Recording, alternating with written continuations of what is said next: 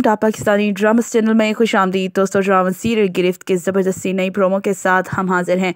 आपको बताते चले कि ड्रामा सीरियल में सबसे इंटरेस्टिंग मोड़ आ चुका है, जहां पर रूही ने अपनी गंदी चाल चली और वो उसमें कामयाब हो गए। हाँ जी, आपको बताते चले कि यहाँ पर रूही की कब से नज़र थी अपने मुराद साहब पर और आज वो उसमें कामयाब हो चुकी हैं किस तरह से। तो आपको बताते चले कि रूही जो कि हर वक्त इस बात के लिए तोल रही थी कि किसी तरह से साहब उसकी मुट्ठी में आ जाए, और फिर जब एक दिन साहब ऑफिस से वापस आते हैं तो रूही उनके सामने बहाने बनाती है, खुद को मासूम साबित करवाती है और कहती है कि साहब जी मुझे माफ़ कर दे, मैं तो कुछ भी उल्टा सीधा बोल देती हूँ, मुझे माफ़ कर दे, आइंदा ऐसा नहीं होगा। और जब वो उनका हाथ पकड़ती हैं तो साहब फ़ौरन से झटक देते हैं, खबरदार खबरदार दोबारा मुझे हाथ मत लगाना। और ये बात सुनकर जहाँ रूही को गुस्सा आ जाता है तो वहीं पर खामोश भी हो जाती हैं, क्योंकि उसने जो चाल तैयार कर रखी है उससे साहब बचेंगे नहीं और इस बात का उसे यकीन है। और फिर रूही साहब के लिए चाय लेकर जाती हैं कि जिसमें वो कुछ नशावर अद्वियात मिला देती हैं, और फिर जब साहब वो चाय पीते हैं फ़ौरन से ही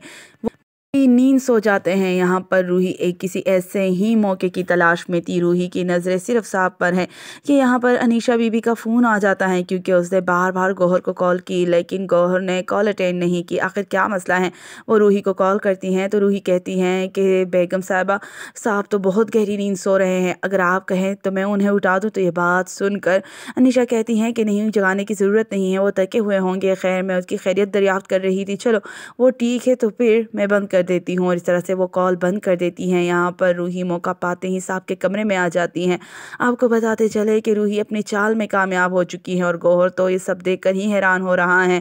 वो रूही से बात करना चाहता है लेकिन रूही कोई बात सुनने के लिए तैयार नहीं है। अब आप क्या कहते हैं कि क्या रूही आगे क्या करेगी? क्या वो अनीशा बीबी को सारी हकीकत बता देगी? क्या अब साहब जी उससे शादी कर लेंगे? इसकी ये चाल चलने के बाद कमेंट में अपनी कीमती राय ज़रूर दीजिएगा। लाइक करके ज़रूर बताइएगा कि क्या अनीशा गौहर का यकीन करेगी या फिर रूही की इन झूठी कहानियों का जो कि वो हमेशा से करती आई हैं। कमेंट में अपनी कीमती राय ज़रूर दीजिएगा। लाइक करके ज़रूर बताइएगा कि गिरफ्त की आने वाले अक़सात में और क्या कुछ होगा। शुक्रिया।